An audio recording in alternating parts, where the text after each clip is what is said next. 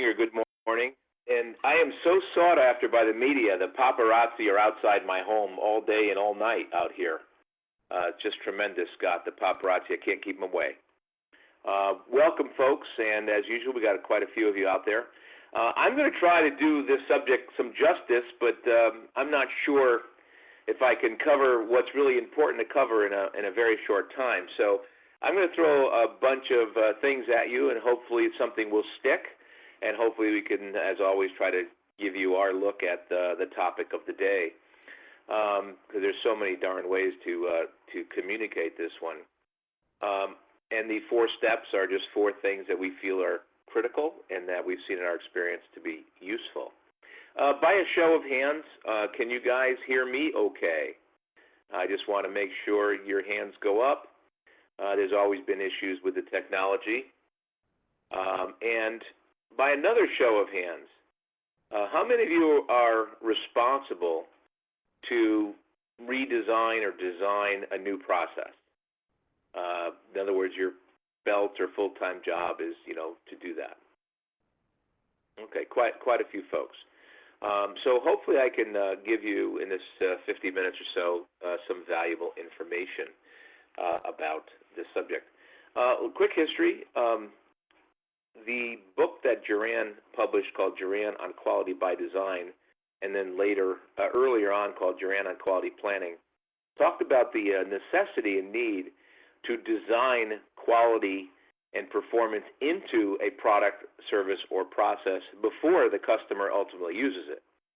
And he laid out some very specifics on what was, what successful companies were doing, and outlined a set of universal principles. And so some of those principles are used quite a bit today to design products, but embedded in the quality by design method to design products and services also requires you design new processes. And so the lesson learned is that a good process is designed based on a good product design. However, many of you are constantly involved with sub-processes that aren't tied to the external product, but you create your own internal products, or we'll call outputs of the process. They could be invoices, they could be reports, they could be documents, they could be mechanical things, they could be goods. But in any case, it's not the final product. So what we're doing is we're going to take an excerpt out of there and talk about just the process design and innovation process there to give old Dr. Juran some credit for that. We're going to talk about the 4 factors and stay to the end, and you'll get them summarized. And most importantly, one of the factors is how do you systematically design? So many organizations will go through a DMAIC methodology or DMADV methodology or business process optimization, and they'll do the analysis and they'll find things they need to do, but then they don't really know how to get their arms around, okay, let's design this new process. And people start brainstorming and talking. So we're going to try to tackle that little piece of it. Also, no good product, service, or process design works unless you validate it and monitor it and assure that it actually does what it says to do. Now, I can't cover process capability, but I want to make sure that you end on that note that after process design, you still have to make sure that it works in real-life operating conditions.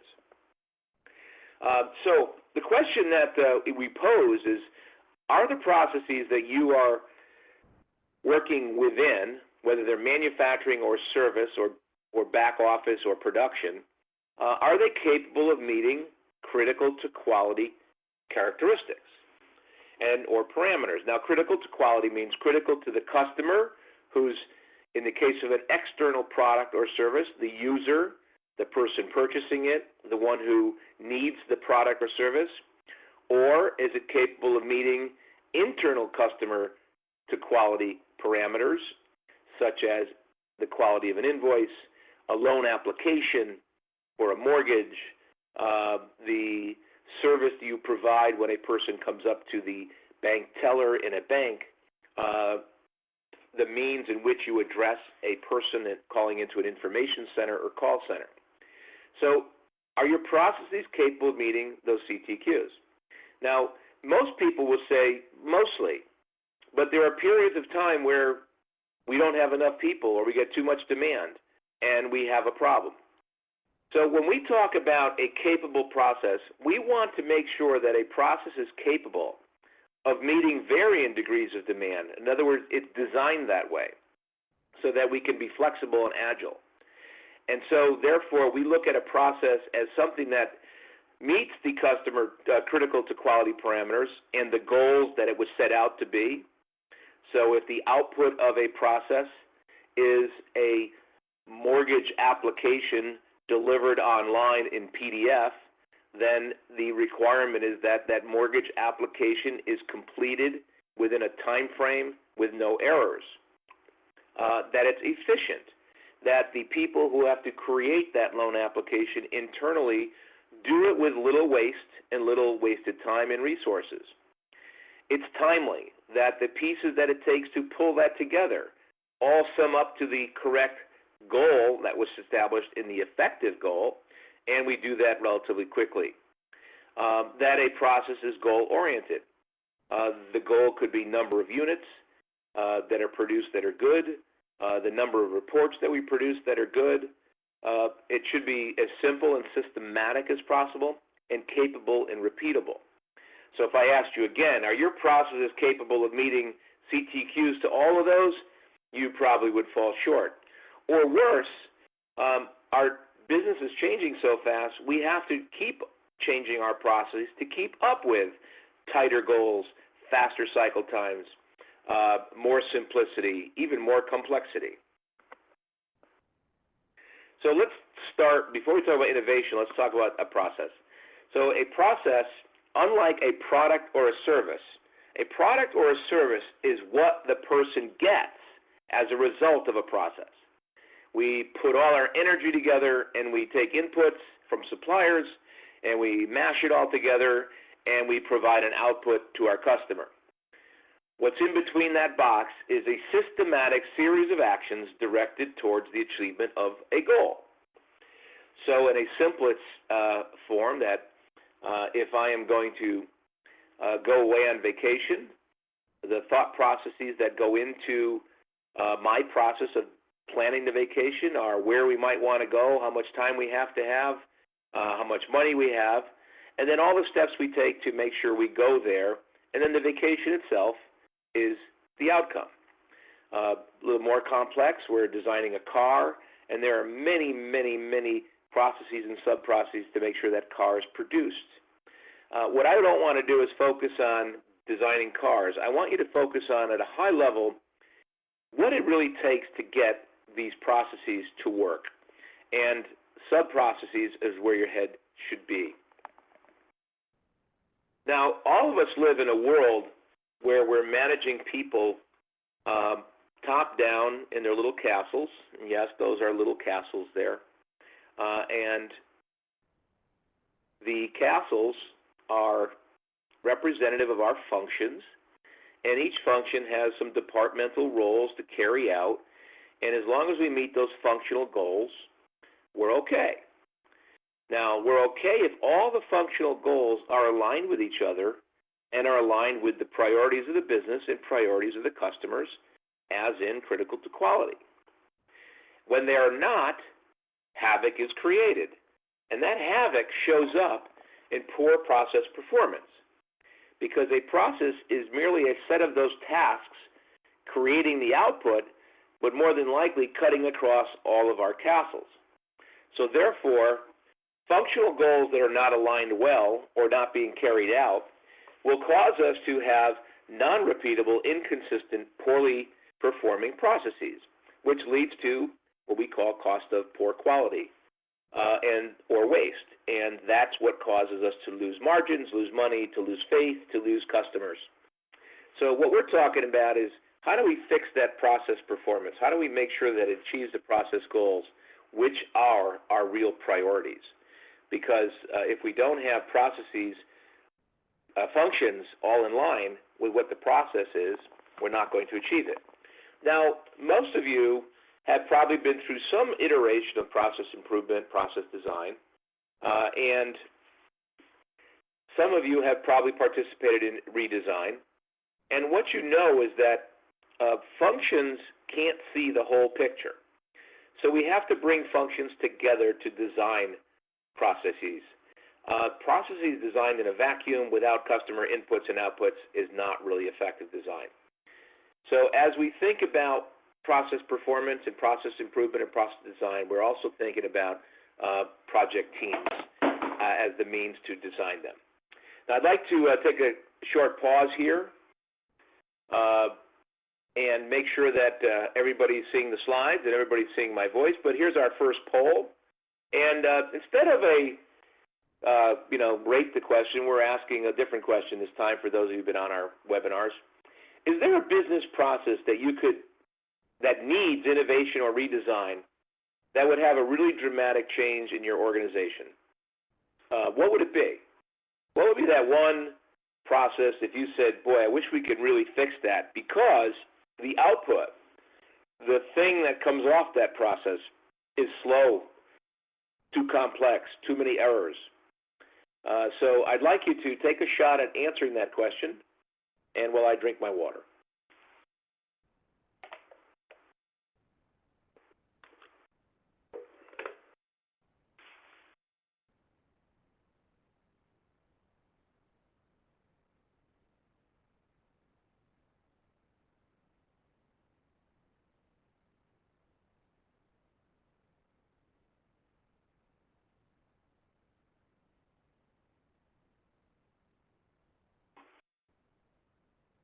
Now I'm hoping you're seeing some of these, and you're going to see that everybody has a different way to define their process.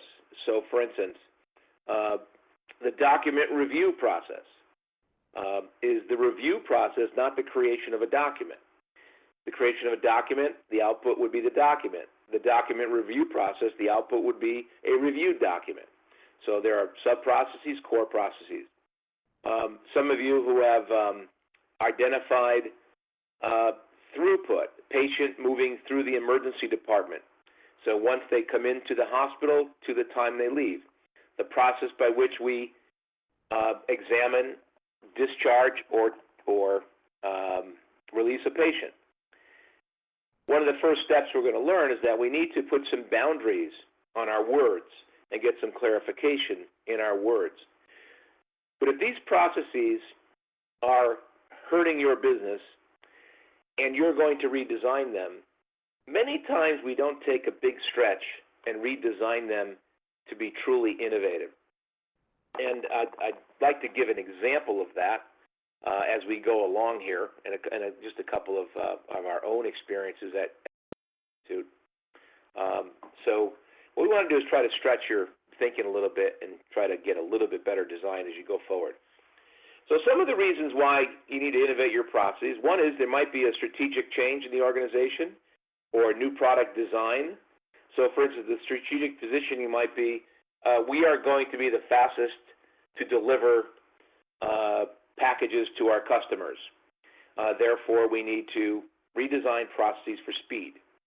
It might have been a DMAIC Six Sigma Lean Improvement Project that we've identified the causes, and the result is that the process which delivers whatever we're doing is so bad we need to fix it completely.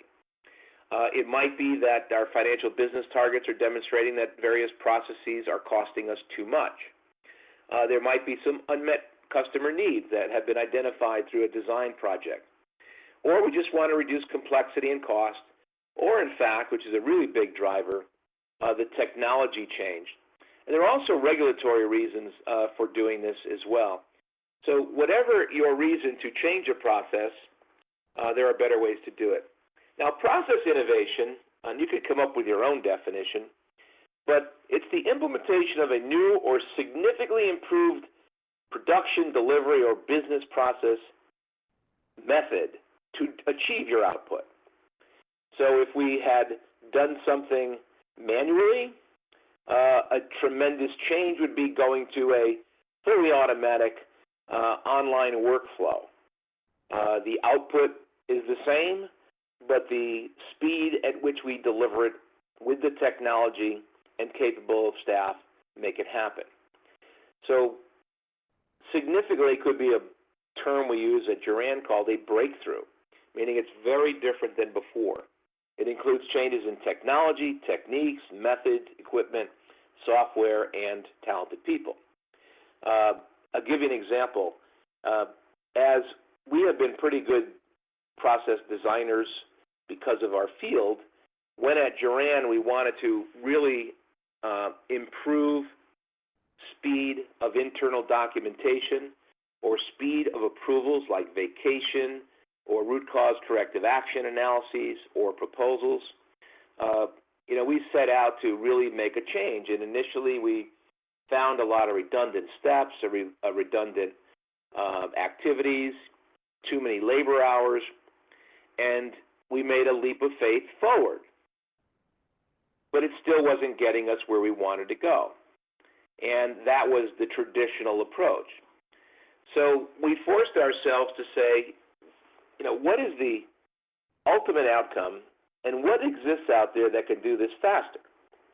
And one of them happened to be a digital workflow, something that you might find in a SharePoint program.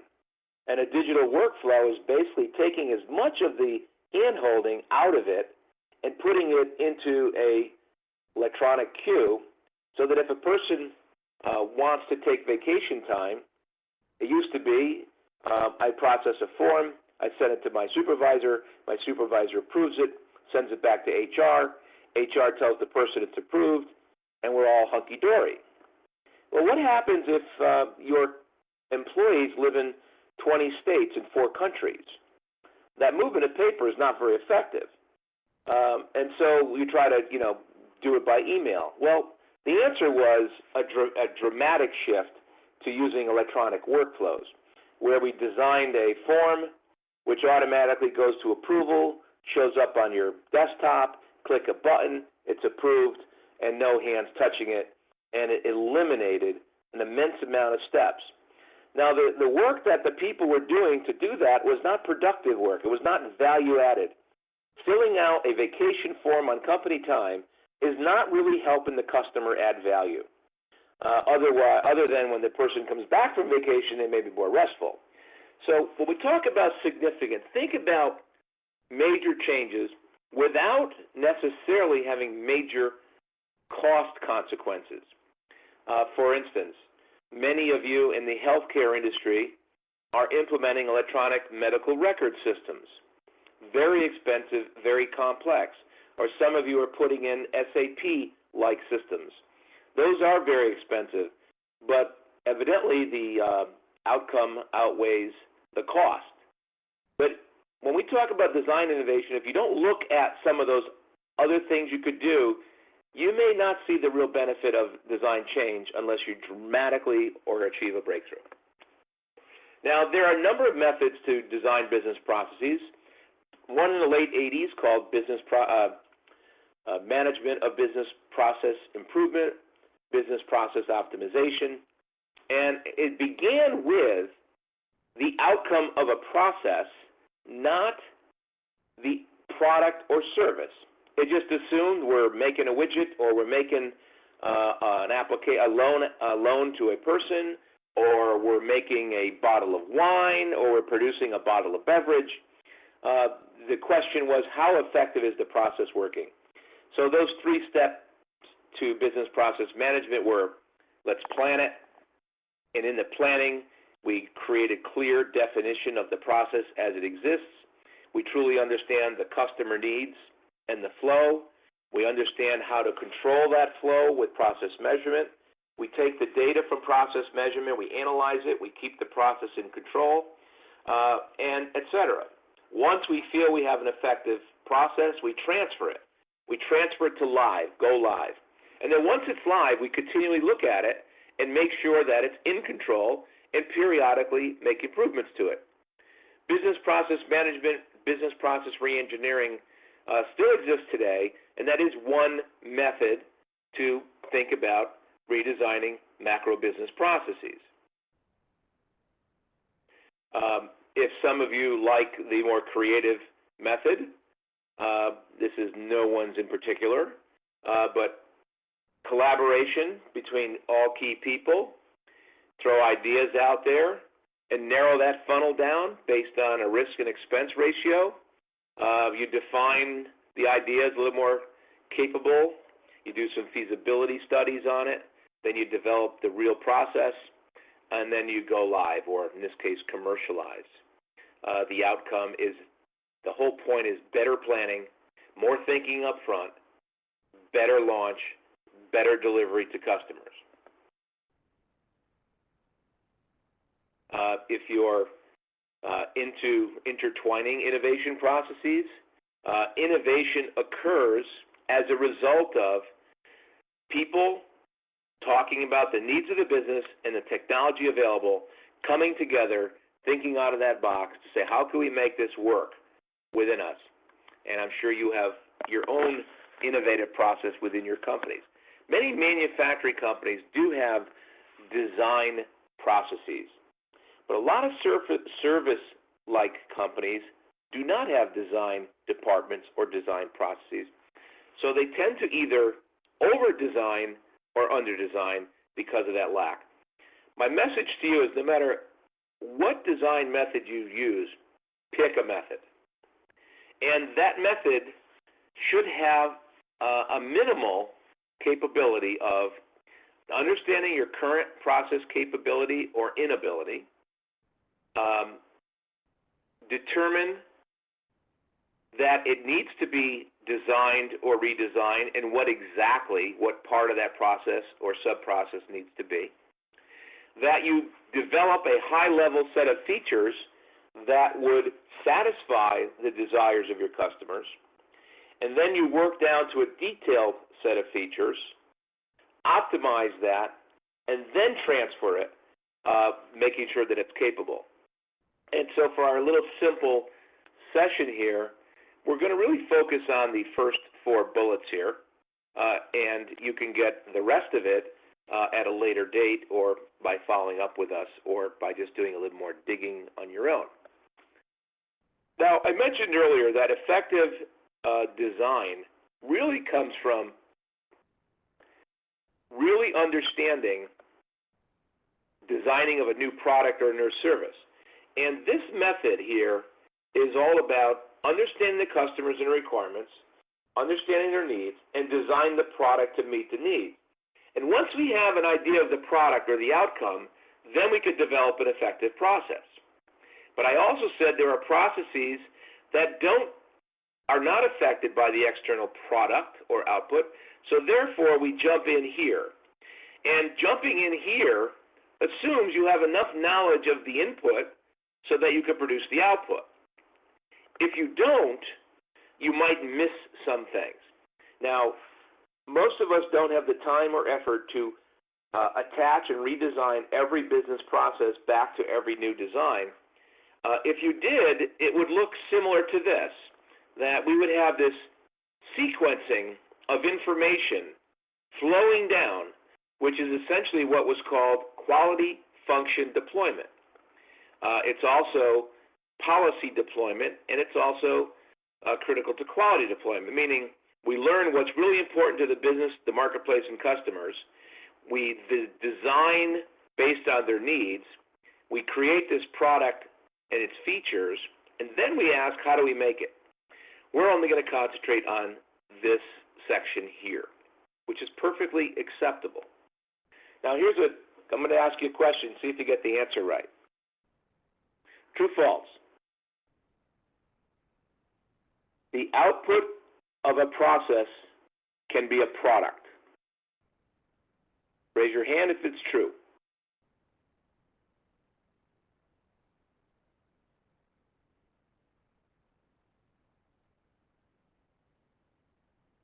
Okay, raise your hand if it's false. Okay, we passed that one. Number 2, the output of a process can be a service.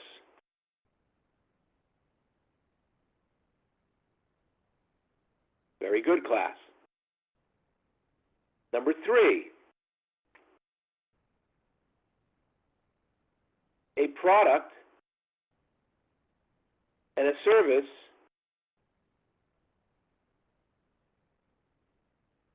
are both outputs and must meet the critical to quality parameters of the business and the user. Great. 3 true answers. And the reason I'm asking them is that people get tongue-tied between process, product, service. Now, our American accounting practices consider a product a good or service. And so if I use the word product to a manufacturing company, it means a good. If I talk about a product to a service company, it means a service. If I talk about a product to a very highly information-driven company, it's information. We're going to simply settle on a product is the output of any process that meets the customer requirement. It could be a phone call, could be a loan application, could be a check, it could be a good, it could be a car, could be anything. The output of a process is what meets the need of the customer, and if you're an internal customer, it meets the needs of the next customer in line. And what our job is to try to figure out how we can get some innovative process features into our new process design. The more we know about the product that is being used or we're producing, the more we know about who our suppliers are, their strengths and weaknesses, whether they're internal or external, and the more we know about who's receiving our product, the better our designs can be.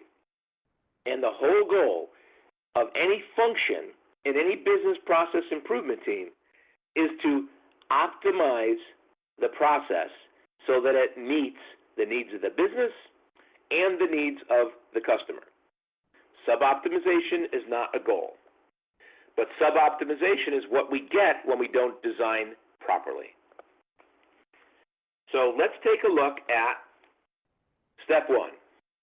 Now, this is step 1 in this develop process model. The 4 steps to successful innovation will come at the end.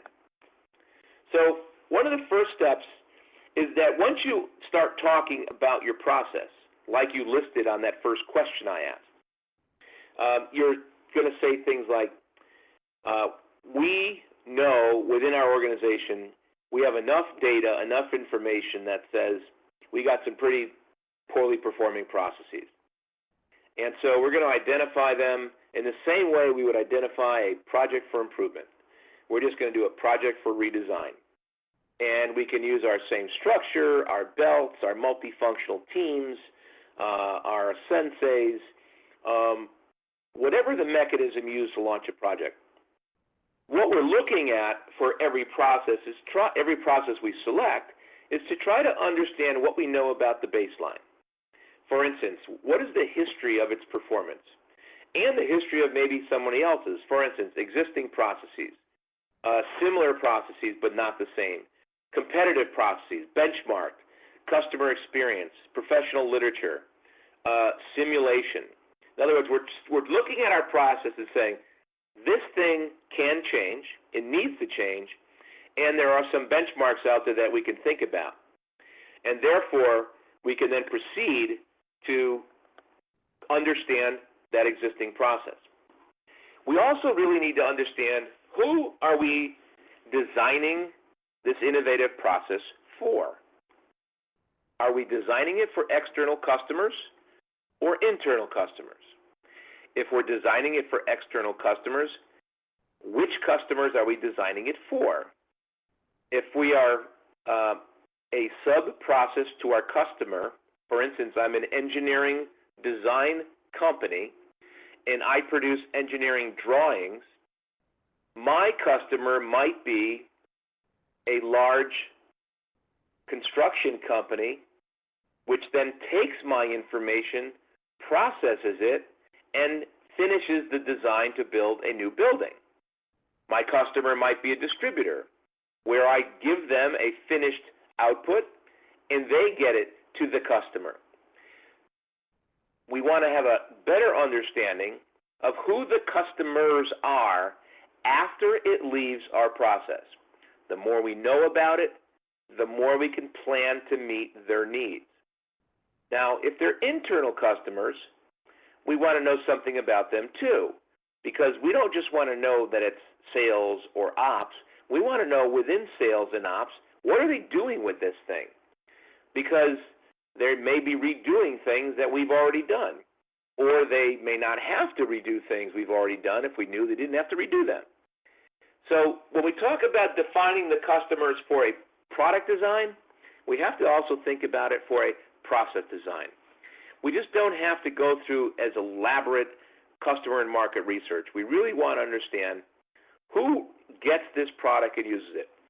A good example is that if you have multiple customers using the same product, in other words, it goes to 4 regions, are those 4 regions using it the same way or not? So we want to have a much better understanding. So you brainstorm who the customer is. For many of you who have done a SIPOC, you understand that activity. And you really want to group them and prioritize them so you know who the ultimate customer is and who the customers that need to be satisfied so that your product and service or output of your process is meeting their needs. The better you define the customers, the clearer your design can be. Here's an example. I don't know how your eyes are or what you're watching it on, but it's a relocation company that when employees are moving, they get involved with relocation companies and real estate companies. So on the left side, there are steps in the process that this company would use. The output of that set of steps are internal customers and some obvious and less obvious external customers. This is input to a good SIPOC. And basically what you're trying to do is understand who they are, and if you could find out where they are and what they want, then you're on your way to much better design and planning. Step 2, once you know who your customer is, you then also know who your supplier is, you have to set up your boundaries. You've got to put your goalposts up and say, we're only going to deal with from this input to this output. And our process design must be everything in between. If you don't put boundaries in all 4 directions, every process links to every other process, and you'll be trying to boil the ocean and redesign the company. You have to put a box around it, and you have to put it around like we do for a project. You have to set the scope and the boundaries. An example of boundary setting, let's say we're doing a mortgage application. So the mortgage origination might come to me via an electronic mailbox. So my starting point is when I receive it from that mailbox, and my ending point is when I send it back to the customer who asked for it. And as you move down this step, you're trying to define in broadest terms, beginning end, beginning end. Employee hiring process. Does it start when we get approval to hire, or does the hiring process start when we have a number of candidates? When does it end? Does it end when we have a qualified candidate, or is our process design going to end when we have a person walking through the door? So the starting point and end point become a discussion and collaboration amongst your team and the management who's asked you to work on this, and possibly a process owner. So every project and every process may have a different boundary, which is going to cause it to be big or small, simple or complex. I think many of you understand boundary setting and how not binding a boundary could cause a lot of havoc.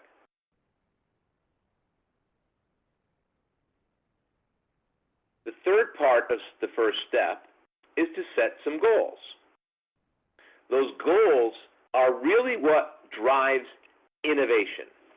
For instance, I used the example of our workflow in the beginning. And we said, hey, let's improve our internal business processes. There were a couple. The one I mentioned was simple vacation requests. And let's get it done in the next 90 days. And we all worked really hard, and we saw a change. Maybe less confusion, a little less paper, but still a lot of movement of that paper. Had we really said, we want to design a process that has 2 touch points, no physical labor, and it's done within 5 minutes, we would have had to think harder out of that box to design a process that probably would have been able to do and ended up with that SharePoint workflow. Goals set for design projects make you competitive or uncompetitive. Pharmaceutical industry has a lot of difficulty that a new drug comes out and a copycat drug comes out with a marginal improvement, just enough that they can make some new money, but it's the breakthrough ones who really change the playing field. So goals set for the output or the outcome of your process can drive innovation. Those goals should be as smart as you can make them. Some of the goals might be, how important is satisfying the customer or delighting them in a way they never had before? 0 defects, 0 lateness. That we do it 50% cheaper. It drives 10% more revenue, or we double our margin.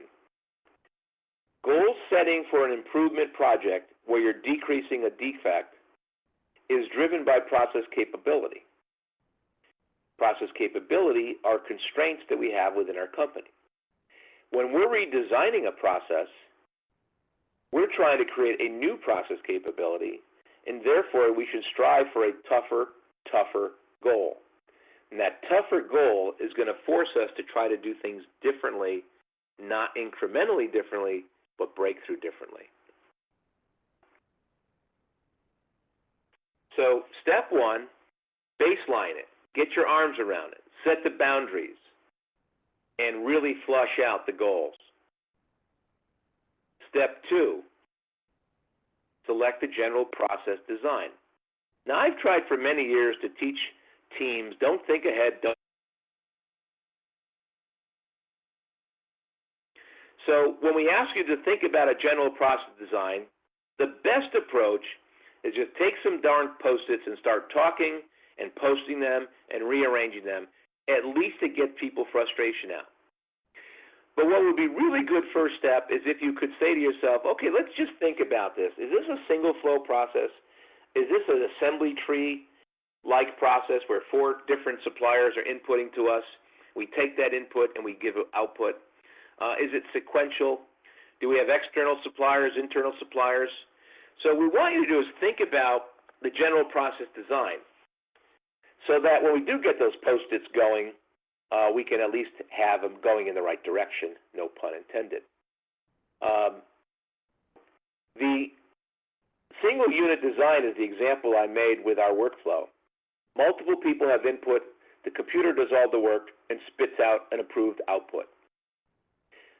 There are other cases where the assembly tree, like we're originating a contract, many people involved, legal briefs, many people involved, and when it comes to us, and we might be the in-house up to subassembly, we've got various parts. The purpose of selecting a general design is to get started. Innovation starts when you start. If you keep talking about it, people are going to get frustrated. So once you baseline, start free-forming, start plotting, start using Post-its, start drawing pictures with the intention in mind of meeting those goals. Now, we want you to get a little more formal with that, so we'd like you to start with a high level. You've got your boundary you've got your suppliers on one end, your output on the other, put your goalposts up, even put a box and say, okay, let's talk about what has to take place internally to get that out. And things like, we need approvals, we need to add dates, we need to add color, we need to add these things. So start with a high level. No surprise here. Use a value stream map, a process map, and then move to a more detailed level. However, even in the high level, you can put things like yields and times and estimated times what you'd like to do. So start at the high level. And a high level might be, like I said, just starting with a single flow. And it might be suppliers send us raw materials. We convert raw materials into metal parts. The metal parts are then transferred to our customers. At the SIPOC, supplier input process output customer, then you break down that P into smaller levels.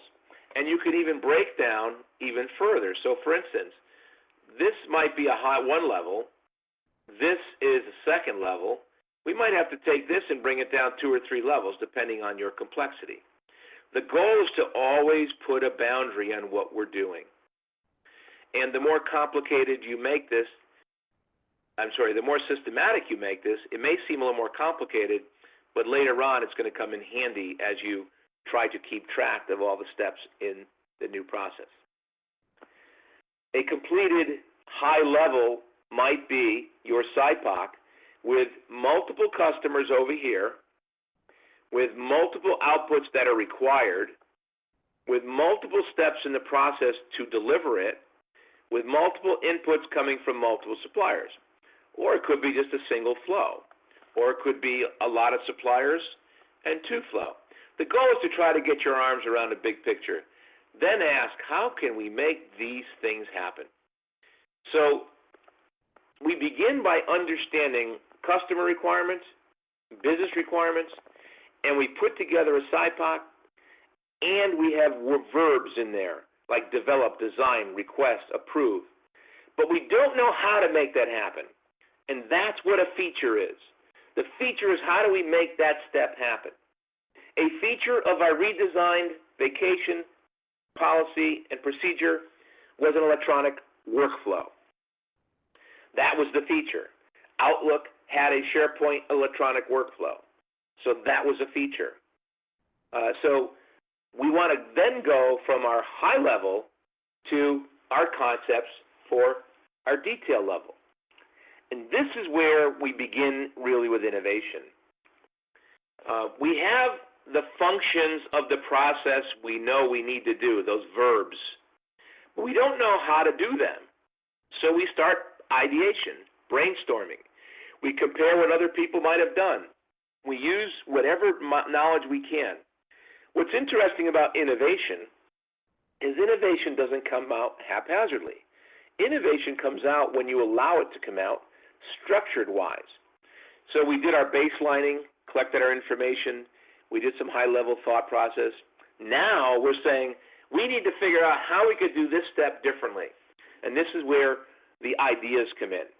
And so you start with general concepts, and you try to beat those concepts around. Those concepts may have to be tested in a lab, in some environment with the customer. We might just do a designed experiment. I'm sure many of you have been in an activity where you're learning how badly processes work, and you all role play various positions, like like a mail clerk, and you have to deliver mail. The courier exercise was one popularized at GE, and a lot of people use it. In that example, you start with a given set of steps, and you realize they're inefficient, and you start to redesign. And people just randomly say, what about this, what about that? And you start testing them. And that's okay. Having 100 design concepts is great. What we want to try to do is we want to get down to taking our concept, little arrow. By taking these concepts, flush them out by understanding how capable they are, and then linking the best of the best together until we get a perfect outcome. You might need some technical people, you might need some resource people, but for the most part, you've got some ideas and you're trying to flush those ideas out. One of the best ways to get innovation is to tap the initiative and intuitiveness of the people working within the process, supplying the process, and receiving that. And therefore, you should be able to come up with some better and greater ideas. And no matter what you design, what we find is that innovation comes when we find hidden customer needs that aren't met, and we design a feature to meet it, a hidden process step that we were not paying attention to, and therefore, once we pay attention to, delights the customer. So don't be surprised when innovation happens just because you get new information, not because somebody had this unbelievable way of putting things together.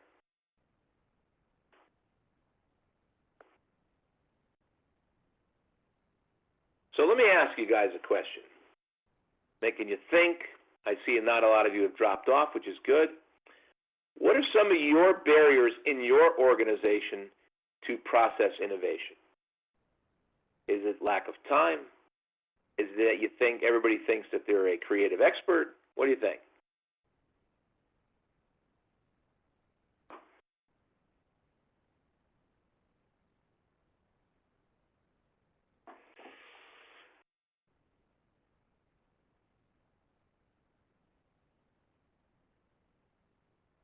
So we've got a bunch of experts out here that have tried these before. Just like a DMAIC improvement, problem solving, or strategy deployment, some of your answers are always the same. Innovation, like improvement, doesn't happen unless you structure it, unless you follow a pattern of project by project deployment.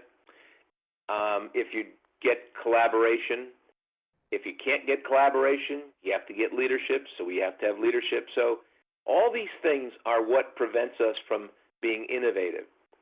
And what we want to do is structure innovation so that it can happen. A friend of mine is a really big innovation consultant, and it's like pseudo-creativity. People are not creative unless you give them a pen. People are not creative unless you tell them to go do something and give them some guidance and give them some landmarks. So as we conclude this discussion here, these items, I think you can see a scroll of my pen here, these items are no different than the ones you probably would list for improvement. No different. Anytime that you're making a change that's going to create havoc amongst functions and take people away from the daily work, you will leave with these. The only way you're going to get innovation to happen is if you create design teams that are concurrent with the same structure you have in place for designing or improving other problems.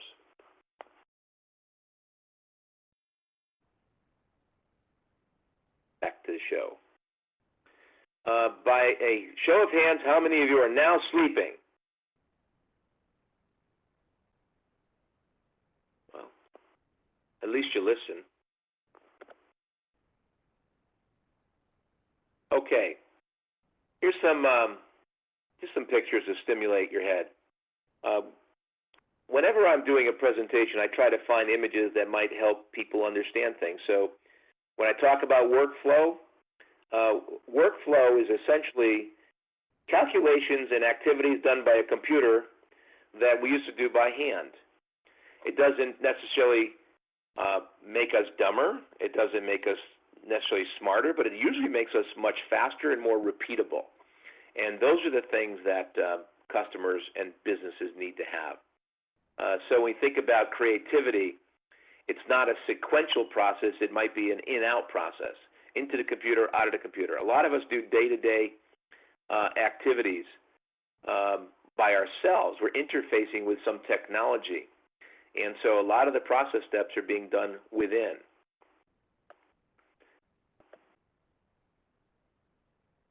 If you don't like the word process, use workflow.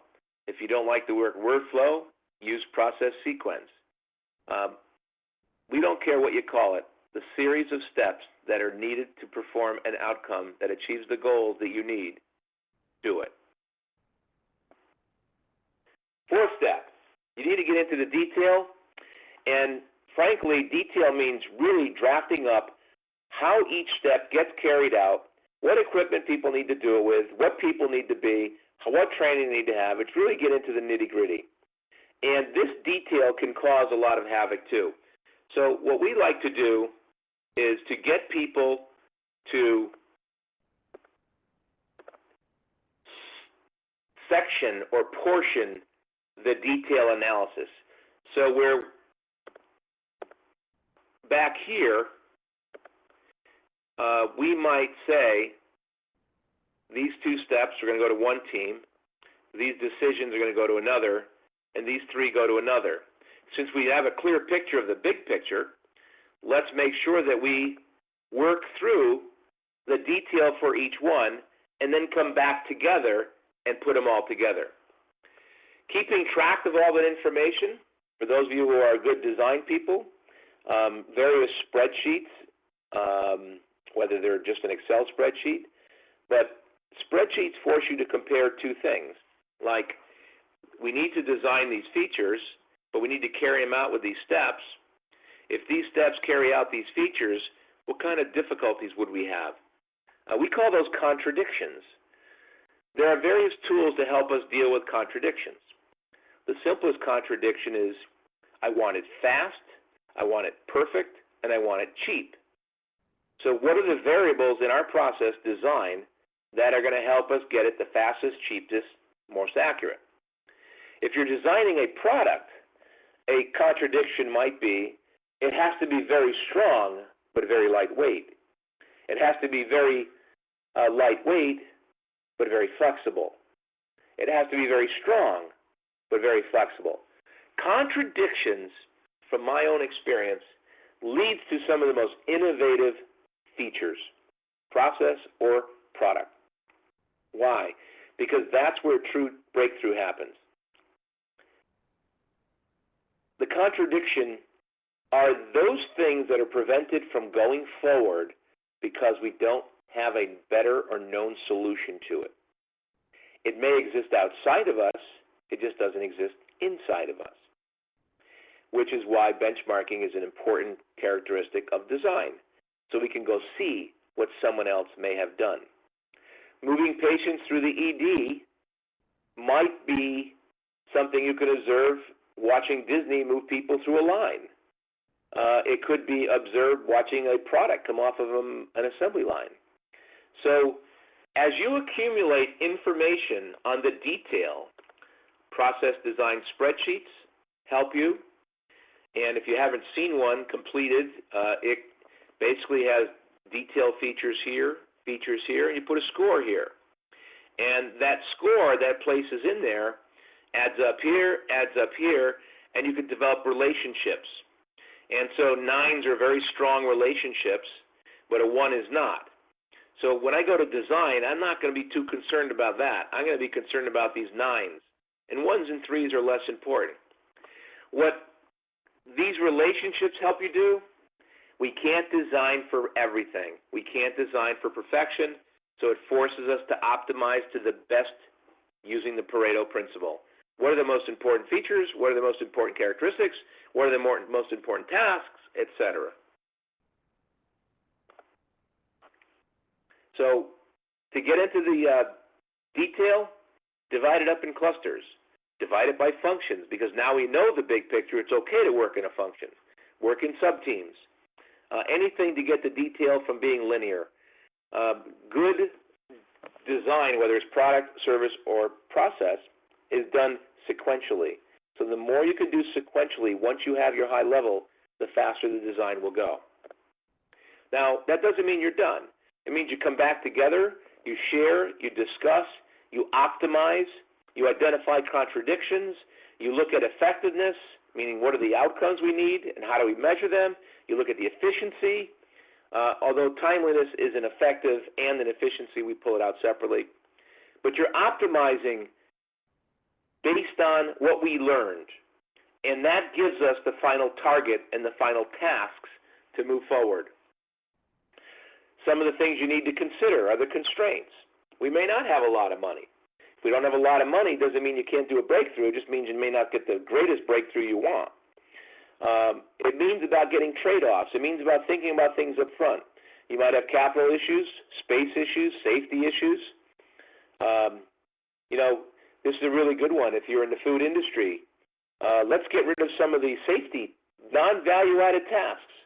And we go along great. Nobody's getting hurt, and all of a sudden somebody gets hurt, and we have a major liability. That's not value added. There's a customer out there called the person that got injured, the regulatory board that regulates them. So some of these might be constraints. Identify them. And the goal about dealing with them early on helps you design a process that doesn't bake them into it, and therefore you can't take them out later. Historically, theorists have said that you can improve a process to 3 sigma, to 4 sigma, but to get it to 6, you have to redesign it. And the reason is a lot of the designs were based in the product design. Unless you change the product, there's no reason to get rid of the process. So what you want to think about is, what are the constraints, and if we can deal with them early on, we're in a better shape than if we deal with them later. And I'm not going to go, obviously, into process capability, but process capability means get some process modeling software, run an activity, make the product for 10 or 15 tries, run a simulation model with varying inputs and demands, and see how things work. Because everybody wants to design a process that has steady demand and steady supply. But that's not how it works. And a customer who's always happy with everything you do. So the 6th step is establishing process capability. And then finally, publishing. And publishing may be a presentation by the team, maybe putting it into your ISO 9000 standards. It may be going into training materials. It may even be posted on the wall. But it's basically agreed upon new process, its target outcome. So basically what you have is a nice new value stream, very clear, with much more knowledge about it. And as I tell people, the output of design is just that, a design. So a team getting together to create an innovative design, the output is the design. Then making it happen under operation conditions is the ultimate test of that design. So transferring it properly is very essential. That brings us to kind of the end, and I hope I did this justice, and I'm sure if I didn't, you're going to tell me. But here are the 4 things that I have found and we have found that really make design innovation happen. Contrary to what you might think, be systematic. Record information. Having a DMAIC, define, measure, analyze, having a systematic approach is very important. And it's important because the approach guides us. It doesn't lock us in, it just guides us. And being systematic is going to force you to maybe use new tools, brainstorming techniques, process modeling. And no good design can happen in a vacuum. Multifunctional design is still the absolute best design. Secondly, focus on the user, or what we'll call the customer. The user may be more than one, so you might have the plural here. But what really comes out of capturing the customers is finding hidden customers and hidden needs. For instance, you might send a invoice to your customer, and that's the output of your process.